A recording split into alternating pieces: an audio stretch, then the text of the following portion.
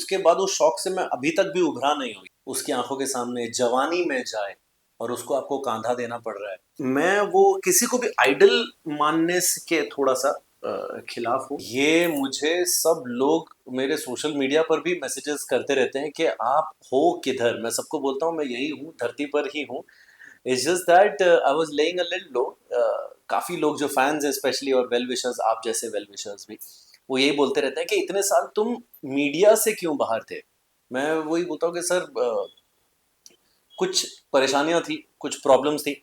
To be honest, आपको long story short बताता हूँ, 2007 से 2012-13 तक तो सांस लेने का टाइम ही नहीं मिला, बिकॉज इतने सारे शोज थे। हम लोग सोनी के साथ कॉन्ट्रैक्ट में थे, हमारी एल्बम आ रही थी। हमारा जो फर्स्ट एल्बम था उसमें अमित त्रिवेदी ने हमारे लिए 2 गाने किए थे।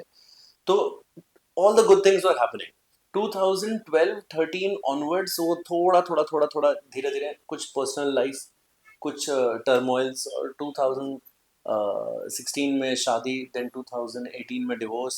सो 2013 से 2018 ऐसे ही निकल गया, 19 आया गया और 20 में कोविड आ गया। एंड दैट इज कोविड के दौरान is when I met my present wife and things started getting back in track, personal life में मैं बोल रहा हूँ। और फिर and now I am doing well, was doing well for myself back then also, but now doing better in terms of shows and visibility and albums and everything. So a lot of things are coming out. हाँ, ये मेरी गलती है कि मेरे पास जो जो भी अपॉर्चुनिटीज आए थे, रियलिटी शो से हो, टेलीविजन से हो, मैं because I was not in the right frame of mind, तो मैं सबको मना करता चला गया। प्रशांत तमांग बाकी लोगों के लिए एक सिंगर था, एक कंटेस्टेंट था, एक विनर था। मेरे लिए मेरा भाई था, बिकॉज डे वन से हम लोग साथ में थे, ऑडिशंस में हम लोग साथ में थे, और ऑडिशंस के टाइम पर ही प्रशांत, मैं और अभिषेक, हम तीनों का बॉन्डिंग बहुत स्ट्रांग हो गया था, because of same thought process, same backgrounds, humble background से आते हैं ऑल थ्री ऑफ अस। और तो वहाँ से जो दोस्ती हुई, जो कनेक्शन हुआ, उसके बाद हम लोग जब आइडल्स में जब टॉप 10 तक भी पहुँच गए थे, तब तक भी प्रशांत को ऐसा होप नहीं था कि वो टॉप 10 में भी आएगा या फिर वो धीरे धीरे आगे जाएगा। तो मैं, अभिषेक और प्रशांत, हम तीनों ने ये डिसाइड किया था कि ट्रॉफी तो हम तीनों में से कोई एक ही इंसान उठाएगा। और फिर मैं आउट हो गया, अभिषेक आउट हो गया, वॉज प्रशांत बचा था।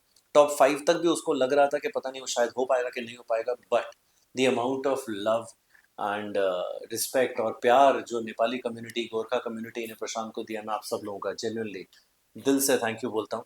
वहाँ पर उसके लास्ट मोमेंट्स में भी मैंने पूरी नेपाली कम्युनिटी को थैंक यू बोला है। और वहाँ से जब वो जीता, ऐसा लगा था कि मैंने और अभिषेक ने और प्रशांत ने साथ में ट्रॉफी उठाई थी। तो जो भी हमारे क्लोज वंस हैं, हमारे जो सिंगर्स हैं, प्रोडक्शन हाउस वाले, वो लोगों को भी पता है कि हम तीनों की दोस्ती कितनी गहरी थी। प्रशांत की पूरी फैमिली को पता है, प्रशांत की मॉम भी जब थे उनको पता था, प्रशांत की वाइफ, सबको। So everyone knew how close we वर।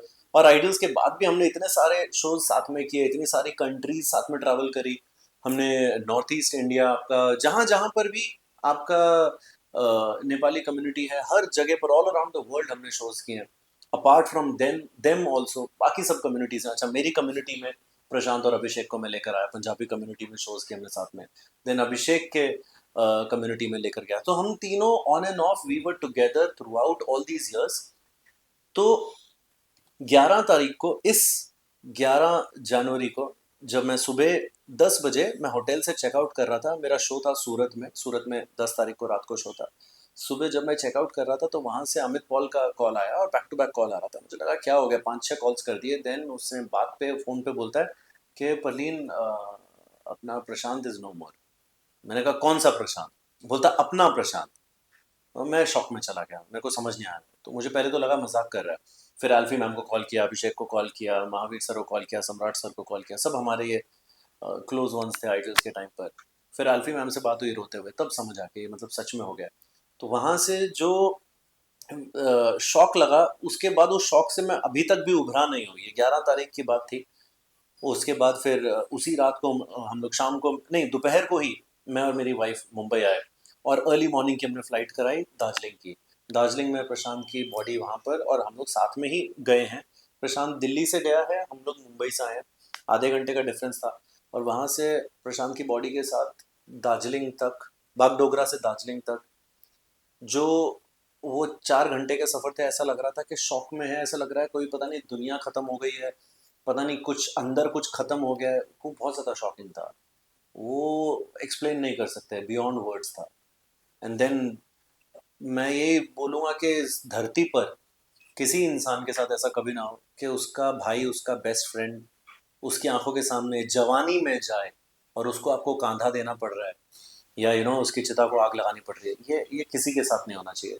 ये हमने नहीं एक्सपेक्ट किया था, ये हमने नहीं सोचा था, and this was really devastating for us, and specially उसकी वाइफ और उसकी वो 3 साल की बच्ची जिसको वो छोड़ कर गया है। अब वो हमारी जिम्मेदारी है।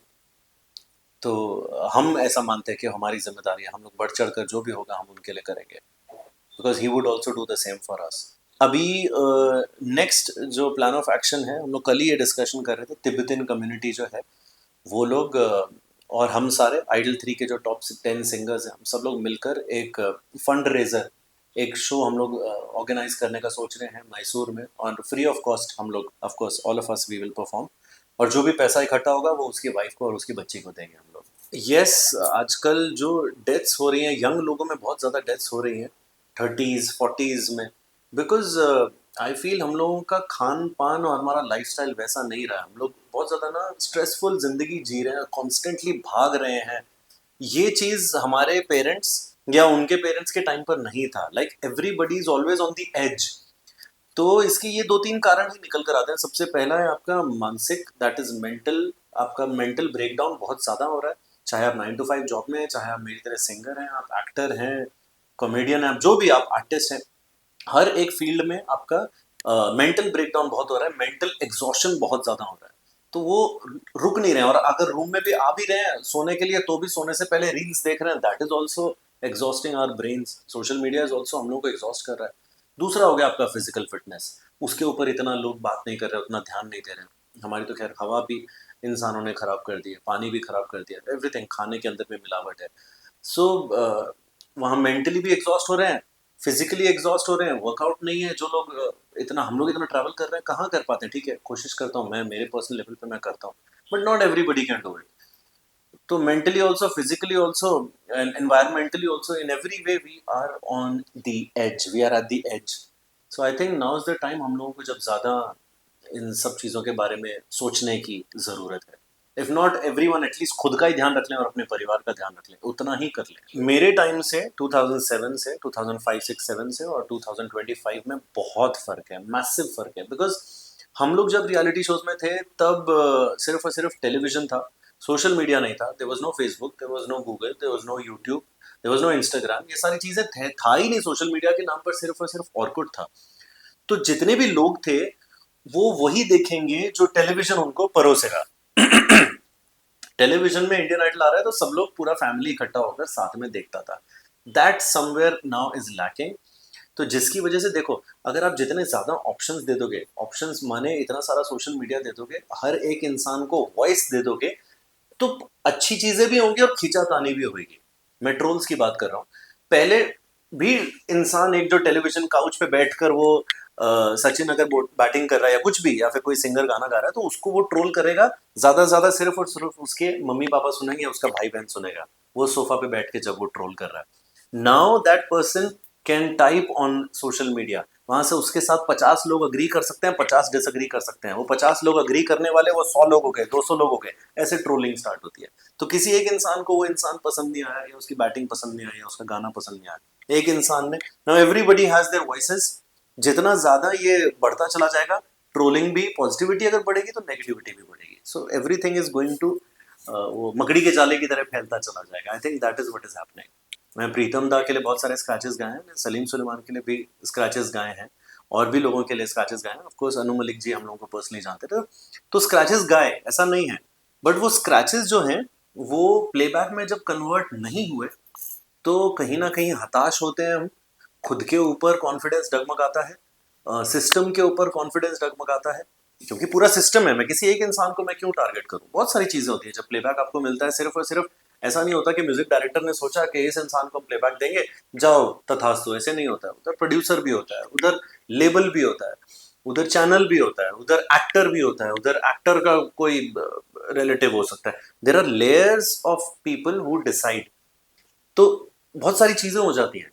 तो अभी जैसे अरिजीत ने भी वो टाइम से इतने सारे स्क्रैचेस गाए हैं। अरिजीत तो प्रीतम के पास वहां पर एज अ साउंड इंजीनियर थे जब मैं वहां पर प्रीतम दा के पास स्क्रैचेस गा रहा था, तो मैंने देखा है फर्स्ट हैंड कितना ज़्यादा स्ट्रगल है। इट्स जस्ट दैट वो ऑब्वियसली अच्छे सिंगर है, जैसे उनको उनका फर्स्ट सॉन्ग मिला, आउटब्रेक मिला, लोगों ने अगर पसंद कर लिया, लोगों you're just one song away, I feel playback के अंदर कहीं से भी आ सकता है, बाय हुक और क्रुक कहीं से भी आ सकता है। वो एक गाना अगर आ गया और सारी जनता ने आपको उस गाने को सराह लिया और प्यार दे दिया, देन फिर लाइन लग जाती है, फिर then all the producers, all the labels and everybody will be like कि हमें ये इंसान की आवाज़ चाहिए, तो वैसा होता है। It's difficult, it's a very difficult ball game. मैंने कोशिश करी है, बट उसके बाद मैं कहीं ना कहीं हताश हो गया था, and then I left hopes, और फिर I focused on what I had in my hand, that was live shows. Live shows से मैं उसमें ही इवॉल्व होता चला गया। I look up to Kishore da, I look up to Sonu Nigam, तो ये दोनों मेरे हमेशा से फेवरेट रहे हैं। बाकी मैं हर एक सिंगर से थोड़ी चीज़ें सब लोगों से सीखता चला जाता हूँ, कि कहीं से भी कुछ भी मिल जाए, आई ग्रास्प इट। देखिए, मेरा ये मानना है, मैं किसी को भी ना आइडलाइज नहीं करता, इंस्पायर ज़रूर होता हूँ। तो मैं वो किसी को भी आइडल मानने के थोड़ा सा खिलाफ हूँ। मेरा मानना है किसी को भी आइडलाइज नहीं करना है, सबको सबसे इंस्पिरेशन लेनी है, सबसे प्रेरित होना है, बट एक जैसे बोलते हैं ना, एक वो ये मेरा आइडल है, वो मेरा थॉट प्रोसेस वैसा नहीं है। मैं आई थिंक मेरा आइडल जो है वो मेरे फादर है और मैं खुद हूँ। मैं अपने ऊपर ही काम करता रहूँगा, तो I just get inspired from everyone, but सारा इंस्पिरेशन, सारा आइडल जो खुद के अपने प्रीवियस वर्जन्स को बेटर करना है। In 2025, 2026, I'm in a very good mental state and physical state, and I'm very healthy. So I'm open to all kinds of assignments now. अभी मैं कोई भी चीज़ को अड़चन नहीं डालूंगा, मैं किसी भी चीज़ को ना नहीं बोलूँगा। बैक देन बहुत सारे ऑफर्स आए थे, कभी कभार ऐसा लगता है कि ले लेने चाहिए थे, कुछ अच्छे ऑफर्स भी थे, बड़े बड़े ऑफर्स भी थे, but maybe I think देर आए दुरुस्त आए, तब maybe I was not mentally prepared, and I was not this sorted as a person. I choose to believe that I'm a little sorted than my previous versions. मेरे तो forever favorite Shahrukh Khan साहब हैं, तो I would love to sing for Shahrukh Khan.